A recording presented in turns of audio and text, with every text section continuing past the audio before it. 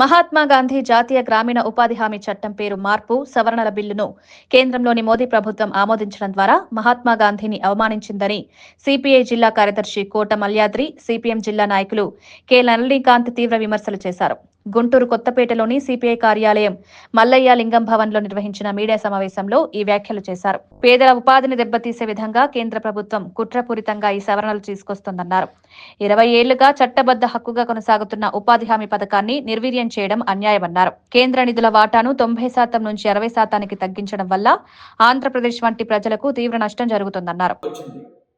నేను 100 రోజులు పనిచేస్తాను, ఆ 100 రోజులు పనిచేసి చూపించే బాధ్యత ప్రభుత్వాలని చెప్పి ఓ కార్మికుడు అప్లికేషన్ పెట్టుకుంటే 100 రోజులు ఖచ్చితంగా ప్రభుత్వాలు పని చూపించేవి.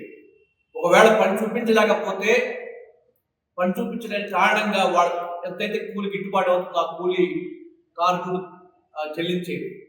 కానీ ఈరోజు అలాంటి పటిష్టమైన చట్టాన్ని పథకంగా మార్చడం వల్ల ఈరోజు పాలకుల ఆధారంగా ప్రభుత్వం ఇప్పుడు పనిచేసే వాళ్ళు డిమాండ్ చేయలేని స్థితికి వచ్చేసారు. మేము పని చేస్తామంటే ఉపాధి వలస వచ్చేవారు, ఇప్పటికీ వస్తున్నారు, కానీ గతంలో ఇంకా ఎక్కువగా ఉండేది. కానీ గ్రామీణ ఉపాధి చట్టం ఉండటం వల్ల కొద్దిమందికి పని దొరికే పరిస్థితి ఆ రోజు ఉండేది. కానీ ఈరోజు ఈ చట్టం తీసేసి పథకంగా మార్చడం వల్ల పనులు కోల్పోయే పరిస్థితి వచ్చింది. అందువల్ల వలసలు మరింత తీవ్రతరం అయ్యే ప్రమాదం ఉంది. దాని ఆ పట్టణాల్లో కూడా సమస్యగా మారే ప్రమాదం ఉంది. అందుకని తక్షణమే దీన్ని ఉపయోగించుకోవాలనుకుంటా ఉన్నాం. వాస్తవంగా రాష్ట్రాల హక్కుల మీద దాడిగా కూడా దీన్ని భావించాలి. ఈ రాష్ట్రాల్లో ప్రాంతీయ పార్టీలుగా ఉన్నటువంటి తెలుగుదేశం పార్టీ, జనసేన పార్టీ, ప్రతిపక్షంలో ఉన్న వైఎస్ఆర్సీపీ పార్టీ ఈ పథకాన్ని తీవ్రంగా వ్యతిరేకించాలి. ఎందుకంటే రాష్ట్రాల హక్కులు కావాల్సే పథకం ఇది. అంతేకాదు రాష్ట్రాల మీద భారం పరిచే పథకం ఇది. అందుకని కేంద్ర ప్రభుత్వం చేస్తున్న దుర్మార్గాన్ని తీవ్రంగా ఖండించాలని చెప్పి ప్రజానీకాన్ని కోరుతా ఉన్నాం. పెద్ద ఎత్తున ప్రజానీకం 2వ తరగతి నిరసన కార్యక్రమంలో భాగస్వాములు కావాలని చెప్పి విజ్ఞప్తి చేస్తా ఉన్నాం. ఉద్దేశపూర్వకంగా గాంధీ పేరుని అన్ని ఏదైతే మార్పు చేసుకుంటూ పక్క వెళ్తా ఉంది.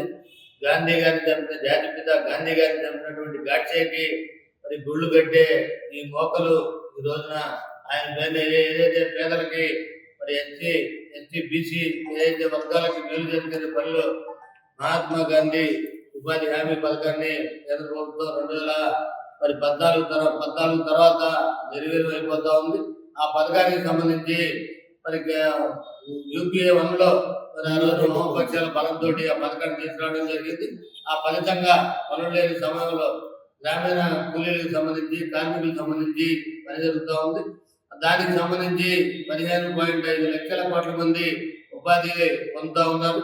ఇది కార్పొరేట్లమయమైన కేంద్ర ప్రభుత్వం ఈ రోజున 100 మంది కోసం 28 లక్షల కోట్ల రూపాయలు మాఫీ చేసింది తప్ప ఉపాధి హామీలో ఏదైతే పనిచేస్తా ఉన్నారో కార్మికులకు 22వ తారీఖున జిల్లా వ్యాప్తంగా అన్ని నియోజకవర్గాల్లో ఆ పేరు మార్పుకి వ్యతిరేకిస్తూ అట్లాగే నిధులు కేటాయింపు, అట్లాగే గతంలో కేంద్రంలో మరి గ్రామ స్వరాజ్యం పేరుతోటి గ్రామీణ పనులకు సంబంధించి కింద స్థాయిలో మరి పనులన్నీ కూడా ఏం పనులు చేయాలని కూడా నిర్ణయించుకో పరిస్థితి నుంచి ఈరోజు కేంద్రమే ఏ పనులు చేయాలనేది కూడా వాళ్లే నిర్ణయించి నిధులు తక్కువ చేసి ఈ పథకాన్ని నిర్వీర్యం చేస్తా ఉన్నారు.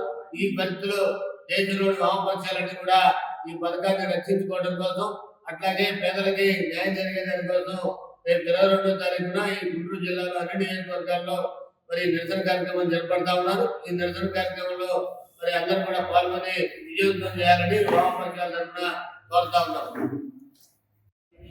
జాతీయ ఉపాధి హామీ పథకం గ్రామాల్లో ఉన్నటువంటి పేదలను దృష్టిలో పెట్టుకొని, రైతు కూలీలను దృష్టిలో పెట్టుకొని, రైతులను దృష్టిలో పెట్టుకొని వ్యవసాయం లేనటువంటి సమయంలో ఆకలి చావు తగ్గించాలనేటువంటి సదుద్దేశంతో 2005లో కేంద్ర ప్రభుత్వం ఆనాడు తీసుకుని రావడం జరిగింది. దానికి కోట్లు మీరు ఇచ్చే నిధుల్లో కోత పెడితే ఆ పథకం ఏ విధంగా అమలైందని చెప్పేసి సిపిఐగా ప్రశ్నిస్తా ఉన్నాం. ఖచ్చితంగా దేశవ్యాప్తంగా ఈ నెల 22వ తారీఖున వామపక్ష పార్టీకి ఇచ్చినటువంటి పిలుపులో భాగంగా గుంటూరు నగరంలో జిన్నా టవర్ సెంటర్లో ఉన్నటువంటి మహాత్మా గాంధీ గారి విగ్రహం ముందు పెద్ద ఎత్తున వామపక్ష పార్టీలు నిరసన తెలియజేస్తా ఉన్నాయి. ఆ యొక్క కార్యక్రమంలో రైతులు, ప్రజలు పెద్ద ఎత్తున పాల్గొని ఈ యొక్క కూటమి ప్రభుత్వం చేసినటువంటి రైతాంగ వ్యతిరేక విధానాన్ని నిరసించాలని చెప్పేసి అందరూ కూడా కథం తొక్కాలని చెప్పేసి సిపిఐగా పిలుపునిస్తా ఉన్నాం.